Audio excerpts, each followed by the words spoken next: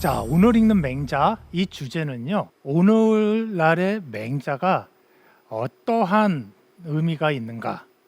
라는 물음과 아주 밀접하게 연관되어 있는데요. 그러기 위해서는 맹자를 오늘날로 바꿔 읽을 필요가 있습니다. 바꿔 읽는다라는 건 어려운 얘기가 아닙니다. 맹자가 자신이 마주했던 세상과 대화한 것을 오늘날의 혹은 내일의 세상과 나누는 대화로 바꿔 읽는 겁니다. 왜 바꿔 읽어야 되느냐? 너무나도 당연합니다. 맹자가 살았던 시대와 그 시대의 조건, 그 시대의 문명 상황과 맹자를 읽고 있는 지금 우리들의 시대와 시대 조건, 문명 상황이 사뭇 다르니까 바꿔 읽을 필요가 있습니다. 바꿔 읽지 않으면요, 고전을 접하면서 고전하게 됩니다. 제가 너무 좀 올드한 그런 개그를 했나요? 근데 사실 그렇습니다. 왜 고전이 고전하게 됐는가? 그 질문에 대해서 답을 한번 생각해 보면요, 고전을 바꿔 읽지 않았기 때문이라는 그러한 답변에 이룰 수 있게 됩니다. 무슨 얘기냐면요, 고전을 내 삶 속으로 끌고 와서 지금 내가 처해 있는 이 상황에서 풀어가야 되는 문제들이나 해가야 되는 과제들을 수행해 가는데 활용하기 위해서 고전을 접하게 됩니다. 그런데 고전을 접하다 보면 바꾸어 읽기라는 것을 놓치는 바람에 고전 자체의 내용을 이해하는 것에 목적을 둔다든지, 또는 고전대로 그 고전 속에 수록되어 있는 내용대로의 삶을 추구하는 것을 당연시한다든지, 이런 식의 어떤 현상이 나타나게 됩니다. 그러면 고전을 접함으로써 고전하게 되는 겁니다. 어렵기 때문에 그렇습니다. 또 아까도 말씀드렸듯이 시대 조건이 다르고요, 상황이 다르고 문명 조건이 다른데 어떻게 고전에 쓰여 있는 것을 있는 그대로 따라할 수가 있겠습니까? 그게 어떻게 우리 시대에 있는 그대로의 목적이나 당위나 이상이 될 수 있겠습니까? 그래서 바꿔 읽어야 됩니다. 자, 바꿔 읽는다라는 것은요, 한편으로 고전을 읽기 전과 읽은 다음에 읽은 나한테서 도움이 되게끔 하는 방식이기도 합니다. 자, 고전을 읽는다라는 것은 그만큼의 시간 에너지를 투여한다라는 얘기고, 또 생체 에너지를 투여한다라는 겁니다. 고전을 접했는데 고전에서 얻어낸 게 없습니다. 읽으면 읽을수록 힘만 듭니다. 그러니까 결론에 도달해서 어떠한 얘기를 하게 되냐면, 고전은 진짜 고리타분하다, 진짜 우리 문명 조건, 우리 시대 상황과 안 맞는다, 내가 이거 왜 읽는지 모르겠다, 왜 선생님들이나 어른들은 고전을 읽으라고 하는지 잘 모르겠다, 바꿔 읽지 않았기 때문에 그런 일이 벌어졌다라고 생각을 합니다. 그래서 고전을 접해서 고전 속으로 내가 들어가는 게 아니라 고전은 내 손에 쥐고 있어야 됩니다. 마치 도구처럼, 수단처럼. 저는 이걸 고전에 대한 방법적 읽기라고 그렇게 표현도 하는데요, 고전을 방법으로서 활용한다는 얘기인 거죠. 그래야만 고전이 나에게로 와서 고전이 됩니다. 그러니까 나하고의 관계 속에서 고전이 된다는 거죠. 고전을 접해서 고전하는 이유는 남들하고의 관계 속에서 고전이 귀하다, 좋다, 훌륭하다라는 그 말을 그냥 내가 무작정 따라했기 때문인 것입니다. 남들이 좋다고 하니까 내가 한번 고전 읽어보자. 그런데 막상 나하고의 실질적인 관계 속에서 고전이 나한테 도움이 되는지 경험을 못하는 겁니다. 그러면 고전하게 되는 거죠. 왜 읽는지 모른다라는 그런 식의 결론에 이르를 수밖에 없다라는 거죠. 고전이 나에게서도 고전인 이유는 나하고의 관계 속에서 고전인 겁니다. 그렇게 나하고 관계를 건설적으로 맺기 위해서는요, 고전을 바꿔 읽어야 됩니다. 분명히 나하고 다른 시대 문명 상황 속에서 만들어진 텍스트이니까 그거를 내가 지금 살고 있는 이 시대 이 문명 상황으로 확 끌어당겨 가지고 그거를 저는 바꿔 읽는다라고 표현을 한 겁니다. 그렇게 읽었을 때 고전을 수단으로, 유용한 방법으로, 도구로 활용할 수 있지 않을까. 이게 제가 평소에 갖고 있는 고전에 대한 생각이고, 고전 읽기에 관한 저의 평소의 신념입니다. 자, 이러한 전제를 갖고요, 맹자를 한번 바꿔 읽어보도록 하겠습니다. 지난번에 강연에서 제가 말씀드렸듯이 맹자는요, 문명의 화두를 풍요롭게 내장하고 있는 텍스트입니다. 그렇기 때문에 바꾸어 읽을 거리들이 굉장히 많습니다. 그 중에서 오늘 제가 세 가지를 갖고 왔습니다. 첫 번째는 즐거움을 갖추어라입니다. 군자 삼락이라는 그러한 성어도 있는데요. 부모님이 살아 계시고 형제가 무고한 것, 이게 첫 번째의 즐거움이다. 두 번째는요, 하늘을 우러러 부끄러움이 없고 땅을 굽어보아 사람들에게 부끄럽지 않은 것, 이게 두 번째의 즐거움입니다. 세 번째 즐거움은 천하의 영재를 얻어서 그들을 교육하는 것, 이게 세 번째 즐거움이라고 맹자가 얘기를 했습니다. 이 얘기를 하면서 맹자는 이런 얘기를 합니다. 천하에서 왕노릇하는 것은 이 세 가지 즐거움에 축에도 못 낀다라는 겁니다. 왜 맹자가 이런 얘기를 했을까? 고전을 읽을 때는요, 자꾸 고전한테 말을 걸어보는 그런 습관이 필요합니다. 대화를 걸어보는 거죠. 질문을 자꾸 던져보는 겁니다. 여기에서 전제 조건은 뭐냐면요, 여러분, 답변 못 하셔도 됩니다. 답변할 수 있는가 없는가가 중요하지 않습니다.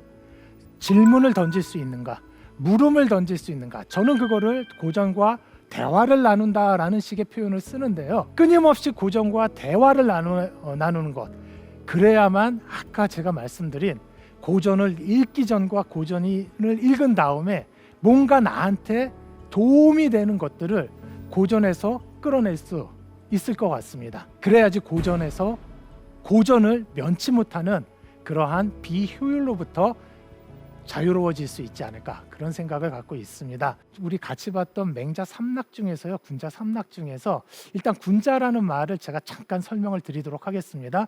보통 군자 하면 도덕적으로 인격적으로 훌륭한 사람을 탁 떠오르시죠. 그것도 맞습니다.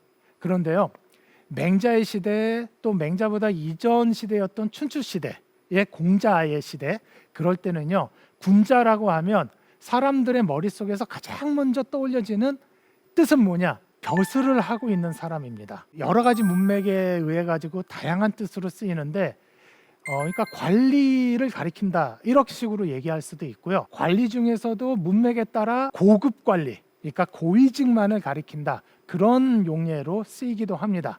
저 옛날이나 지금이나 뭐 동양이나 서양이나 다 마찬가지죠. 관리가 되려면 도덕적으로도 평균 이상이 돼야 되죠. 그러니까 군자라는 말에 도덕적, 인격적으로 훌륭하다라는 그런 뜻도 같이 있게 된 겁니다.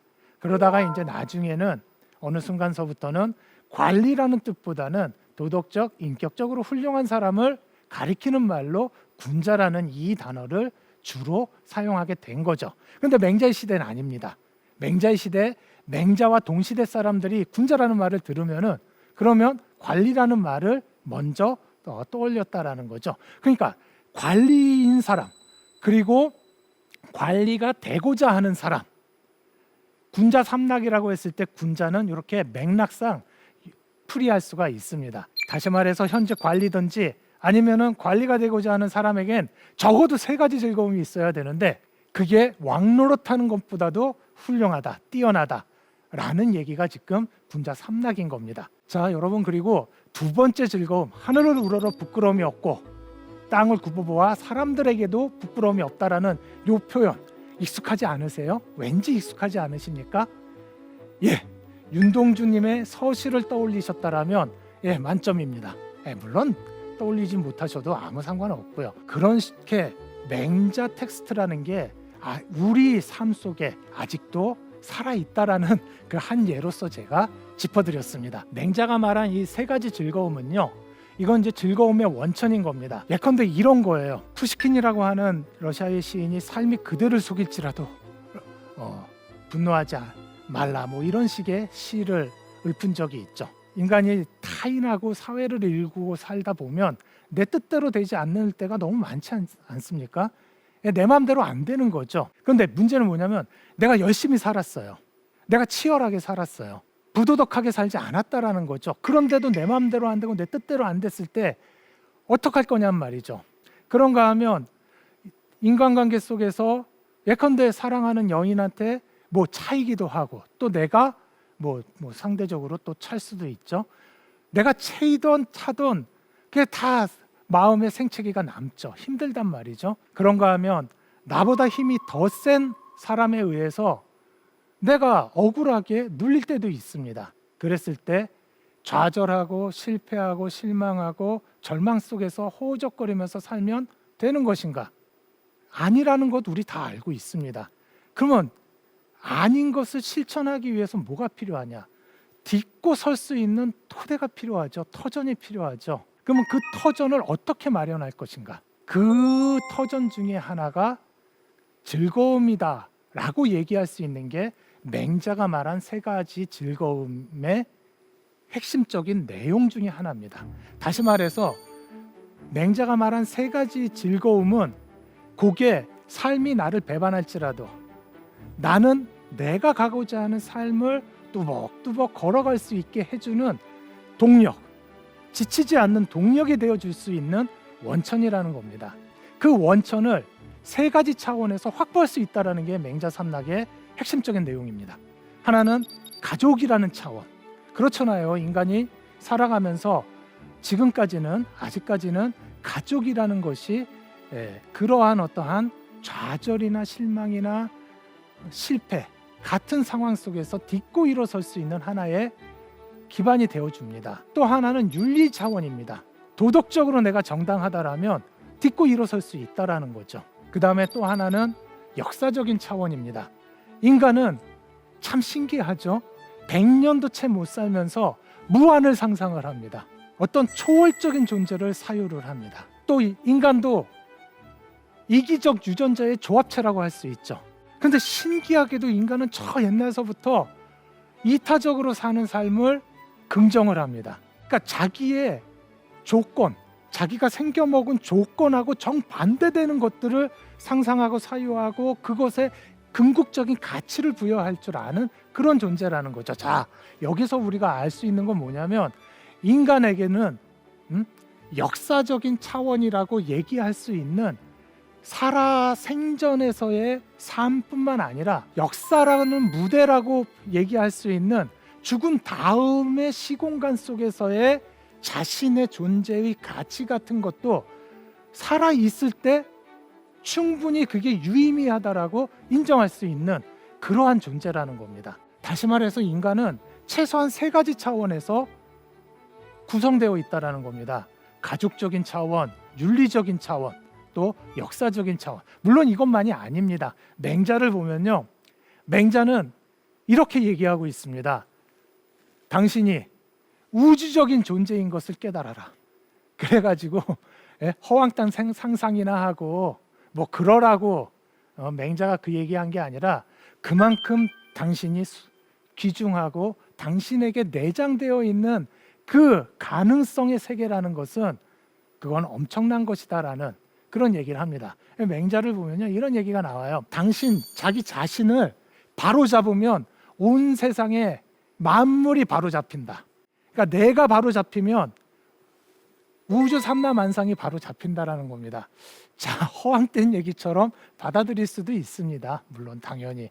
그런데 맹자 같은 사람이 최소한 나만큼은 사유할 줄 알고 나만큼은 세상을 읽을 줄 알고 나만큼은 역사를 볼 줄 안다라는 것에 동의한다라면, 그러니까 나보다 못나지 않았다라는 것에 동의한다라면 그러한 사람이 왜 언뜻 들으면은 저거 쓸데없는 생각, 허황된 생각, 황당한 생각이다라고 얘기할 수 있는 것을 왜 얘기했을까? 더군다나 맹자의 생계 방식도 마찬가지예요.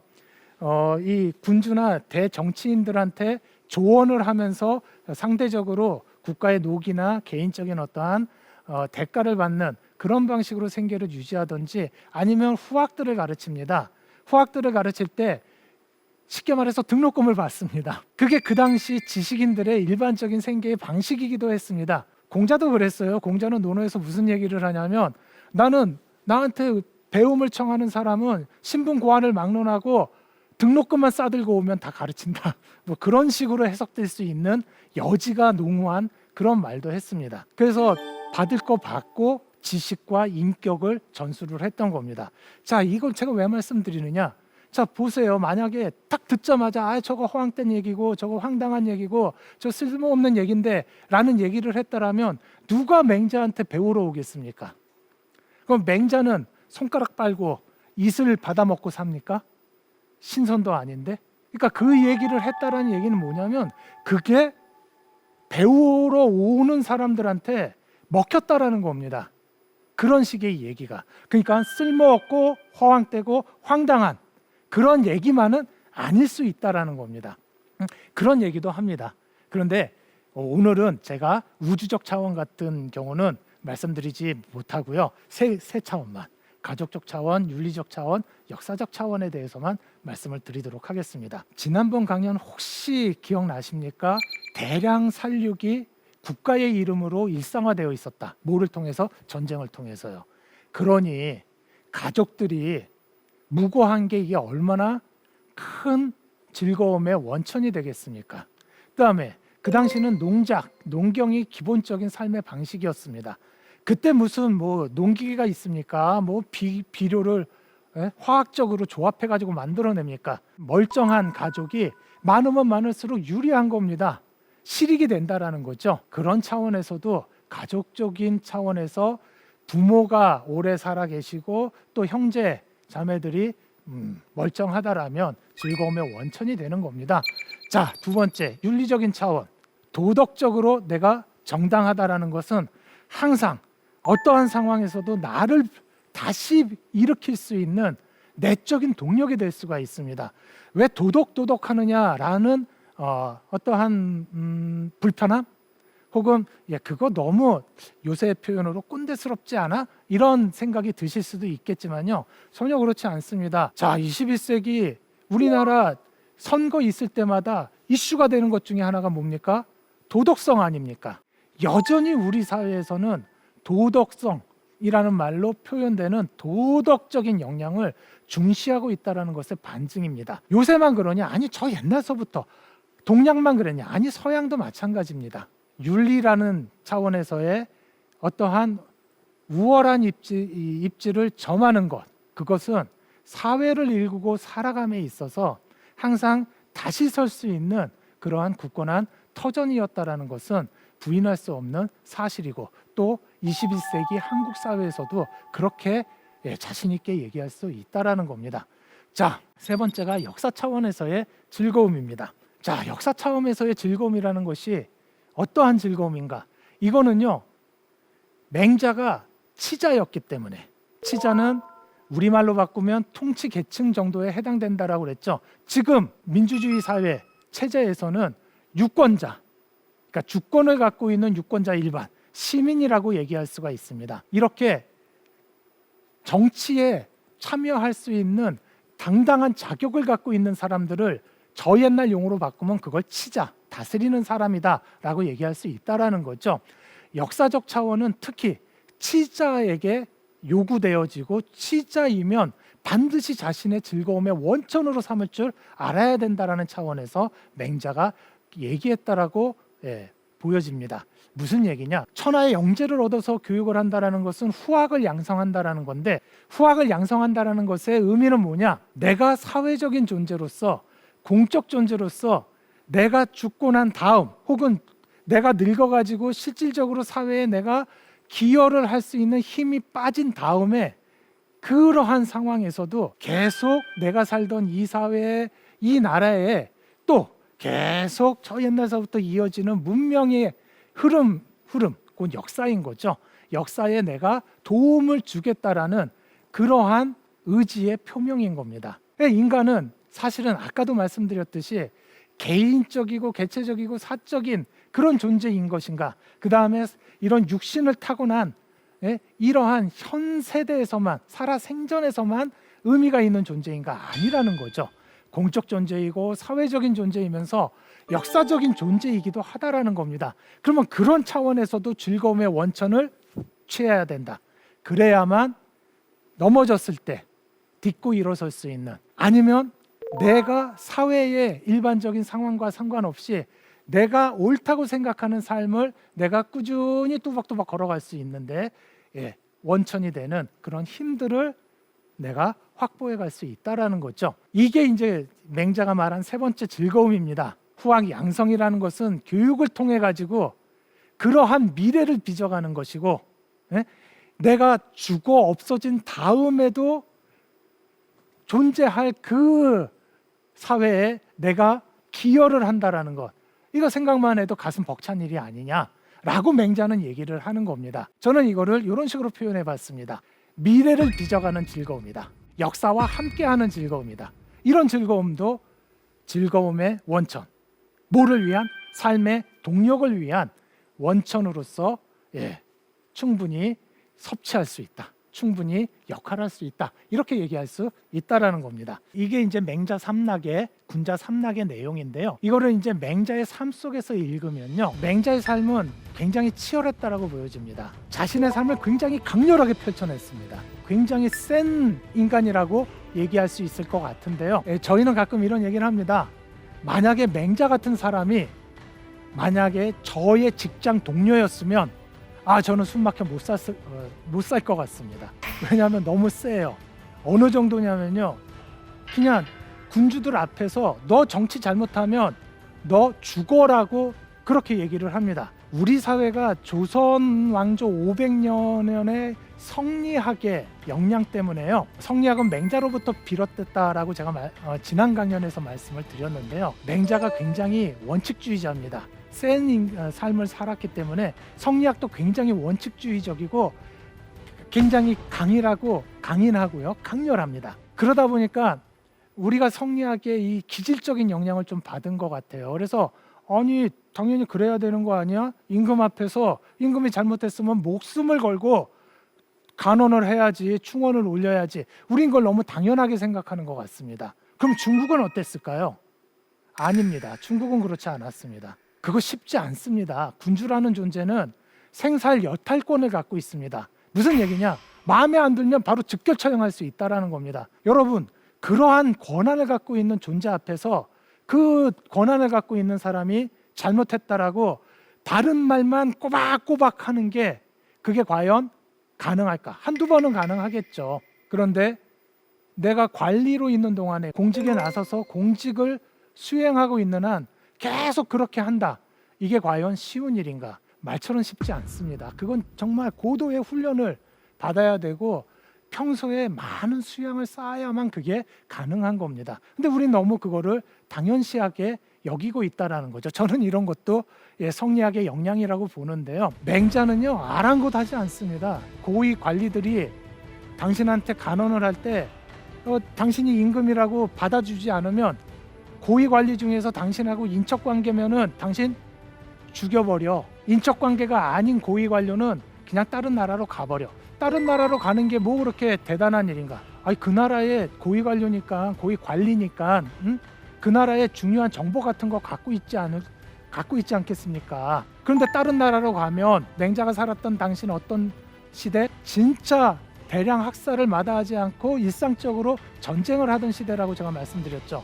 그러니까 고위 정보를 갖고 다른 나라로 가면 그만큼 우리나라가 위기에 처하는 겁니다. 그런데 고위 관리 중에서 친척이 아닌 사람은 간언을 듣지 않으면 바로 그냥 짐 싸갖고 다음날 다른 나라로 가버린다는 겁니다. 그 당시에는요, 그런 식으로 괜찮은 역량을 갖고 있는 지식인들이 간언을 했는데 임금이 듣지 않아가지고 하루아침에 적성국가로 넘어간다 해도 그 넘어간 신하들을 욕하던 시대가 아닙니다. 그럼 누굴 욕하냐? 임금을 욕해요. 저렇게 뛰어난 사람의 얘기를 왜 받아들이지 못하느냐? 그건 당신이 군주로서 함량 미달인 거다. 그래서 군주를 욕을 하지 그 사람을 욕하는 경우는 드물었습니다. 그런 식의 얘기를 그냥 아무렇지도 않게 얘기해요. 한 번이요? 아니요. 맹자에 보면 몇 번을 그런 얘기를 해요. 역성혁명도 얼마나 불운한 얘긴데요.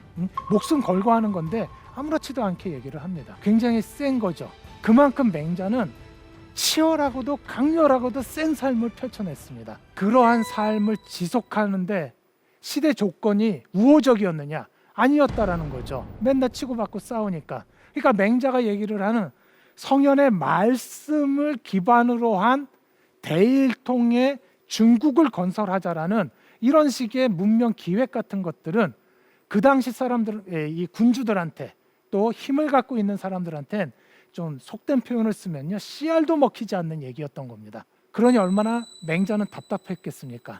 자신이 옳다라는 것을 꺾을 수가 없어요.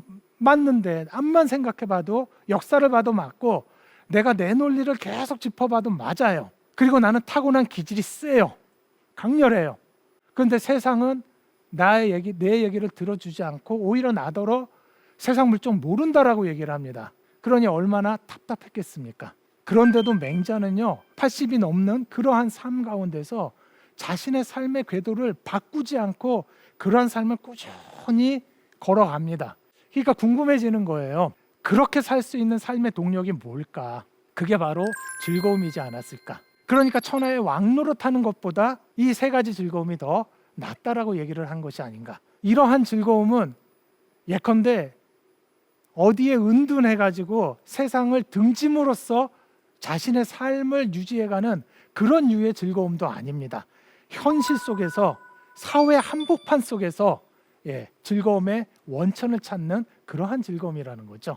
그러니까 이거는 생활인으로서의 현실적이고도 실질적인 즐거움이라는 거죠. 자, 이러한 맹자 삼락을요, 군자 삼락을 지금 여기로 한번 바꾸어 읽어보도록 하겠습니다. 그 바꾸어 읽기 위해 가지고요, 지금 여기의 상황을 한번 짚어보겠습니다. 어떻습니까? 욜로족이라고 들어보셨죠? 또 파이어족이라고 들어보셨죠? 저녁이 있는 삶, 뭐 이런 식의 표현 들어보셨죠? 또 워라벨이라는 그런 표현도 들어보셨죠? 자, 이러한 표현들이 뭐를 의미해 주냐면 즐거움을 추구하는 그러한 삶, 즐거움을 다른 가치보다 앞세우는 삶이 오늘날에도 선택 가능한 삶의 방식 중에 하나이다 라는 것이 제법 폭넓게 받아들여지고 있다는 것을 시사해 줍니다. 물론 여기서 말하는 즐거움은 쾌락이 아닌 거죠. 공자가 말한 즐거움입니다. 예컨대 공자가 말한 즐거움은 뭐냐? 공자는 이런 얘기를 했습니다. 무언가에 대해서 아는 것보다 그것을 좋아하는 게 훨씬 낫다. 그런데 좋아하는 것보다 그것을 즐기는 것이 낫다. 그래서 공자는 무슨 얘기를 하냐면 논어 첫머리에 보면 두 번째 구절에 멀리서부터 벗이 오면 또한 즐겁지 아니한가, 이런 얘기를 합니다. 즐거움이 역시 공자의 삶에도 그 삶을 유지해주는 동력이 됐던 겁니다. 바로 그러한 즐거움을 얘기하는 거고, 오늘날에도 그러한 즐거움을 우선시하고 그런 즐거움을 주되게 추구하는 삶이 가능한 삶의 방식이다 라는 식으로 꽤 널리 받아들여지고 있다는 거죠.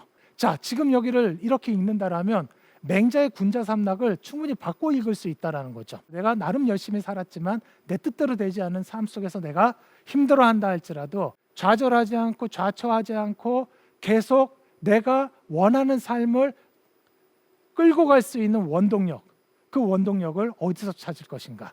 그것 중에 하나가 즐거움이고, 저마다 이러한 즐거움을 적어도 하나씩 갖고 있다라면 재력이나 권력이나 젊음 같은 것들이 나에게서 멀어진다 할지라도 내 삶을 계속 이끌어갈 수 있는, 꾸려나갈 수 있는 그런 원동력을 내 안에 갖출 수 있다라는 거죠. 그런 것들이 돈이나 힘이나 젊음 같은 것들이 나로부터 멀어진다라고 해서 내 삶이 쭈그러드느냐?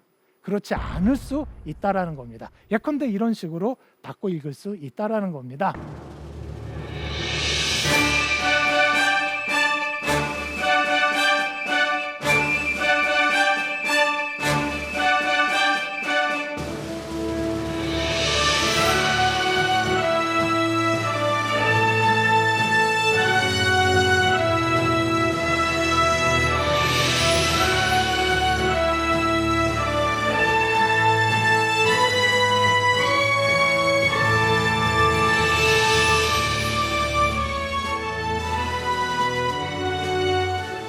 자, 그다음에 두 번째는요, 인간의 조건입니다. 인간의 조건에 대해서 맹자는요 이런 식으로 얘기를 합니다. 인간이 금수와 다른 점은 희소하다라고 합니다. 매우 적다라고 얘기를 합니다. 그런데 그것을 인간은 갖고 있어서 인간인 거고, 그것을 금수는 갖고 있지 않아서 금수인 거다. 그게 바로 뭐냐면 도덕입니다.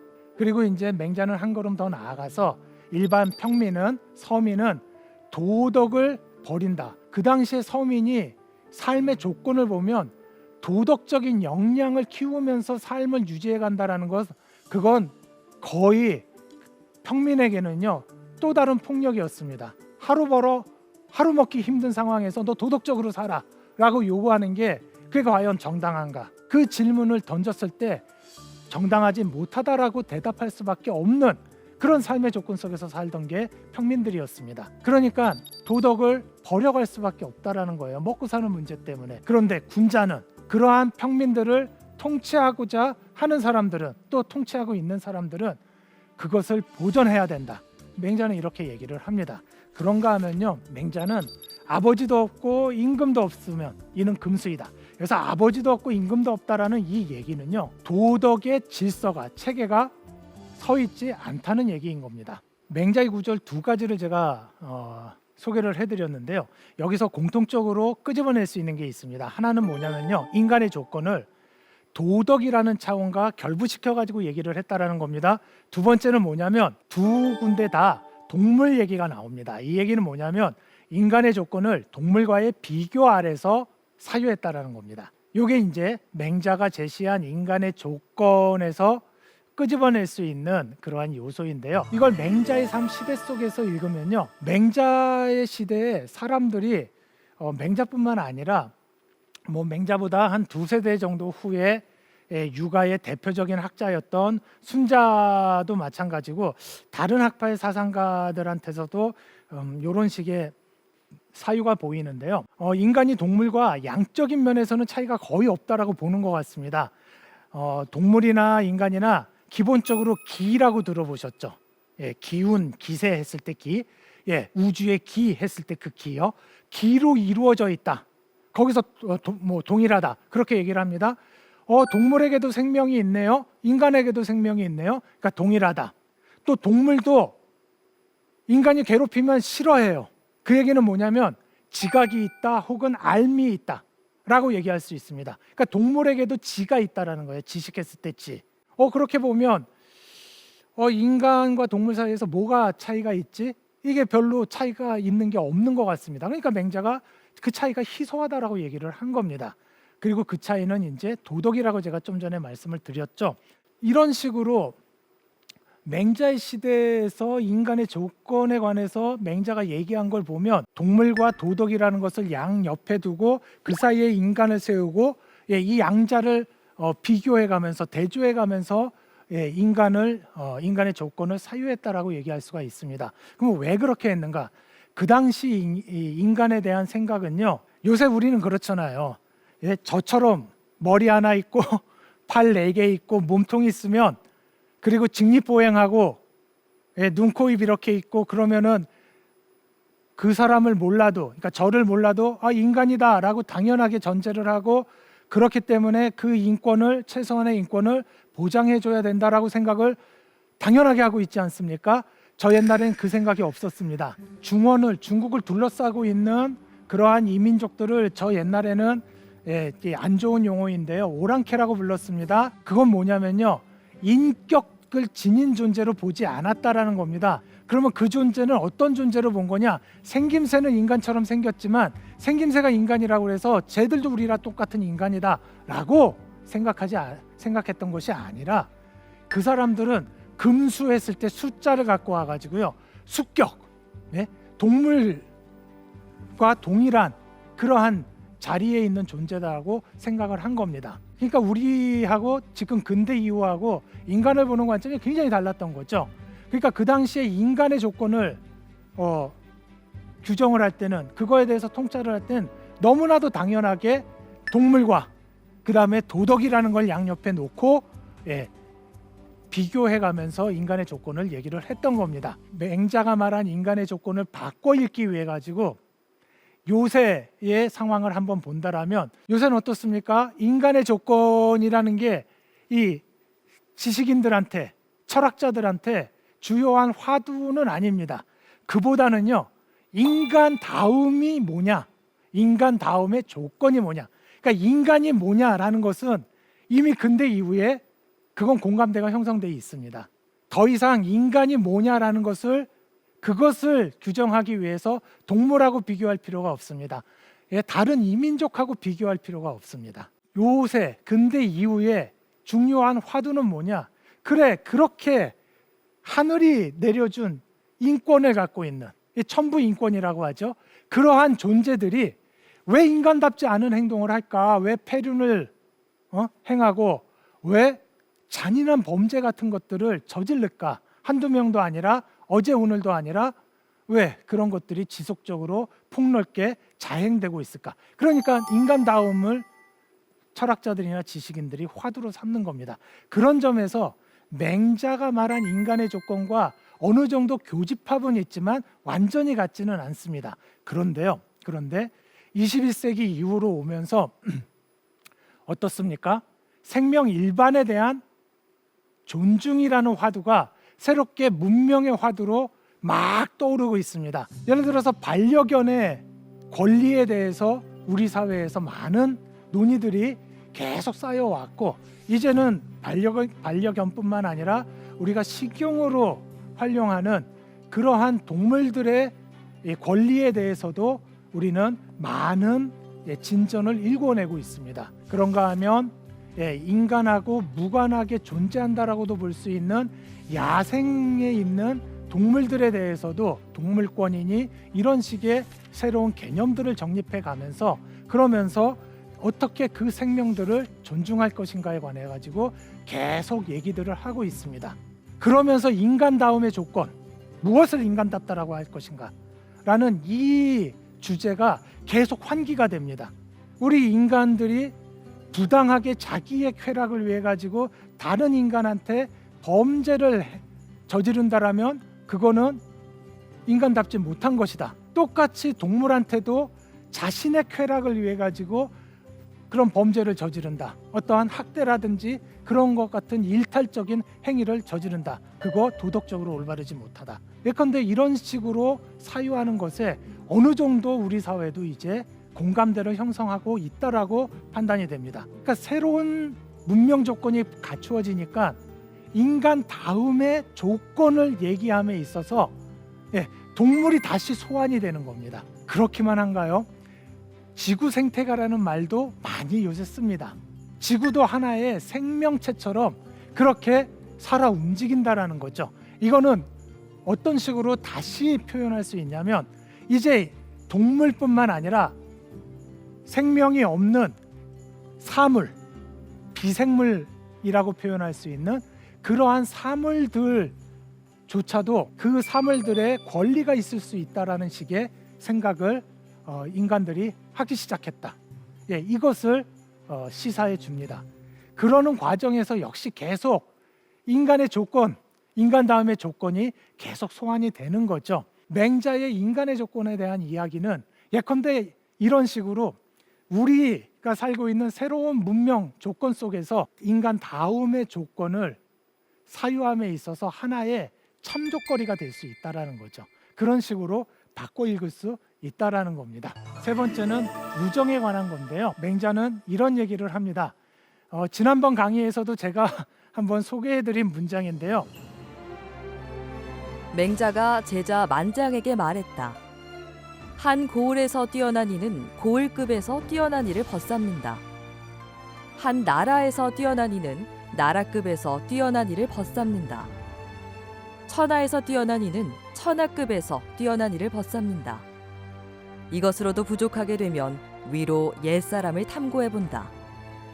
그의 시를 읊조리고 그의 글을 읽음에도 그 사람을 모른다는 것이 가능하겠는가? 그래서 그 시대를 논하는 것이니 이것이 옛사람을 벗삼는다는 것이다.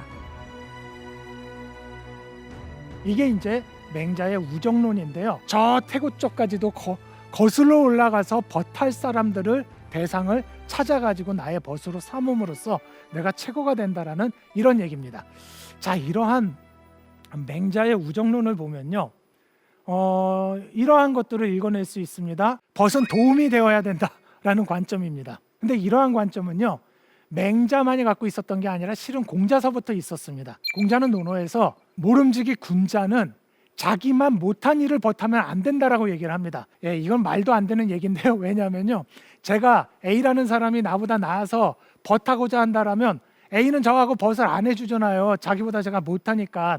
그러니까 공자의 말을 곧이곧대로 따르면 벗 관계가 성립이 되지 않습니다. 그러면 공자가 헛소리한 거냐? 그럴 리는 없고요.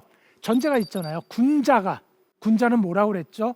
지난번 강연에서 제가 관리라고 그랬죠. 그러니까 공직에 있는 사람입니다. 공직에 있는 사람은 벗도 자기보다 뛰어난 사람을 선택해야 된다는 겁니다. 그래야만 벗으로 인해 가지고 공무가 잘못되는 일을 미연에 방지할 수 있다라는 그런 얘기인 겁니다. 어찌됐든 이런 식으로 공자 때서부터 벗은 도움이 되는 존재여야 된다라는 그런 식의 관점이 아주 도도하게 형성되어 왔습니다. 그래서 이제 맹자도 그러한 관점을 이어가지고 벗은 도움이 되어야 된다라는 관점을 계승을 한 겁니다. 그 당시 또 맹자가 그런 식으로 읽었던 이유는요, 그 당시 벗은요 자기가 공직에 진출하는데 굉장히 쏠쏠한 하나의 이 경로였습니다. 맹자의 시대는 과거제가 아직 없었던 시대입니다. 그러면 어떤 식으로 관리를 임용을 했느냐? 귀족 가문이라고 할 수 있는 그러한 가문들의 추천에 의해 가지고 관리를 임용을 했습니다. 제가 태어났는데 귀족 가문이 아니네요. 요새 좀 시쳇말로 듣보잡 가문이네요. 그러면은 귀족 가문의 추천을 받을 수가 없는 겁니다. 그러면 방법이 뭡니까? 귀족 가문의 후예들하고 벗이 되는 거죠. 그래가지고 절친한 우정 관계를 형성을 하면 내가 공직에 추천될 수 있는 여지가 그만큼 커지는 겁니다. 그러니까 악용이 되는 거죠. 벗 관계를 악용을 하는 거예요. 우정은 소중하고 순수해야 된다는 관념은 저 옛날에도 있었는데, 그런데 사회적으로는 벗 관계가, 벗함이 자신의 사회적인 출세를 위한 방편으로 오용이 됐던 겁니다. 그러니까 결국 우정이 개체 차원이던 한 명 한 명의 사람 차원이던 공동체 차원이던 그 진보를 가로막는 요인이 된 거죠. 그러니까 맹자가 이런 식으로 얘기를 한 겁니다. 군자라면 벗삭임도 공적인 이로움 구현에 도움이 되는 쪽으로 수행해 가야 된다. 그게 바로 뭐냐? 네가 머물러 있으면 어느 한 수준 단계에 거기서 진보를 이루어내지 못하면, 진전하지 못하면, 그러면은 공적 이로움 구현에 장애가 될 수 있다라는 거죠. 그러니까 끊임없이 자기를 재고시켜 가야 된다라는 얘기를 아까 얘기한 것처럼 마을에서 최고, 나라에서 최고, 천하에서 최고, 또 저 옛날서부터의 역사 속에서의 최고가 되도록 노력해야 된다라는 말로 표현을 한 겁니다. 자, 여전히 벗은 혈연 관계를 기반하지 않은 사회적 관계 맺음의 대표적인 예입니다. 저는 이걸 이런 식으로 바꿔 읽어봤습니다. 사적 우정에서 공적 우정으로. 저는 벗이라는 이 관계가 우리 사회에서 계속 문제가 되고 있는 혈연이니 지연이니 인연이니 학연이니 이런 것들, 이러한 흔히 봉건적인 관계 맺음의 기반이 되는 것들이다라는 이러한 것들을 대체할 수 있는 그러한 새로운 사회적 관계 맺음의 원천이 될 수 있지 않을까. 그리고 글로벌한 세상 아닙니까? 다양성이 존중되지 않습니까? 이런 세상에서 융복합이 추구되는 이런 세상에서 공적 우정이라는 관계를 맺는다라면, 다시 말해서 우정, 그것은 너하고 나하고 둘만 좋으면 되는 거야. 물론 이것도 소중할 수 있습니다. 둘만 좋은 게 타인한테 피해가 되지 않는다라면. 그런데 당신하고 나하고 우리 공적 이로움을 갖고 한번 멋지게 한번 우정, 친구 관계 한번 맺어봅시다. 이런 얘기 충분히 할 수 있을 것 같습니다. 그런 식으로 여전히 맹자의 우정론을 바꿔 읽을 수 있지 않을까, 그런 생각도 듭니다. 자, 제가 그러면 이렇게 바꿔 읽는 것을 왜 여러분들께 소개를 하고자 갖고 왔느냐? 생성적 읽기를 위해 가지고는 바꿔 읽기가 반드시 필요하다라고 개인적으로 판단하고 있기 때문에 바꿔 읽기라는 이러한 독법을 제가 오늘 갖고 나온 겁니다. 고전은 생성적으로 읽어야 된다. 고전을 읽기 전과 고전을 읽은 다음에 내 삶에, 내 역량에 뭔가 플러스 되는 것이 있어야 된다. 뭔가 나아지는 것이 있어야 된다. 저는 맹자를요, 생성적으로 읽은 결과 이런 식의 명제라고 할까요? 그냥 문장입니다. 문장. 문장을 추려낼 수가 있었습니다. 그러니까 맹자 읽기 전에는 이런 생각을 못했었습니다. 예컨대 꼰대라도 좋다. 내 갈 길 가련다. 내 갈 길 가는 게 남한테 피해가 되고 공동체에 해가 되지 않는다라면, 남들이 나더러 고리타분하다라고 욕한다 할지라도, 손가락질을 한다고 하더라도 내 갈 길 가는 게 나름 의미 있는 삶의 방식 중에 하나 아닌가, 이런 생각을 맹자를 읽음으로써 하게 됐다라는 거죠. 두 번째는요, 시대 지역 이념을 불문하고 세상을 살아가는데 꼭 알아야 되는 것들이 있구나, 이런 생각을 하게 된 거예요. 또 세 번째는 제가 아까 강연을 하면서 맹자 같은 사람이 나의 직장 동료였으면 나는 숨 막혔을 것이다, 너무 세가지고요 사람이. 예, 그런 이제 우스갯소리를 말씀을 드렸는데, 그럼에도 불구하고요, 맹자를 읽고 나니까 읽기 전에는 그런 생각을 한 적이 없는데, 세상을 세게 살아가는 것도, 강렬하게 살아가는 것도 이것도 가치 있는 삶의 방식이 아닌가, 그런 생각이 들었다라는 겁니다.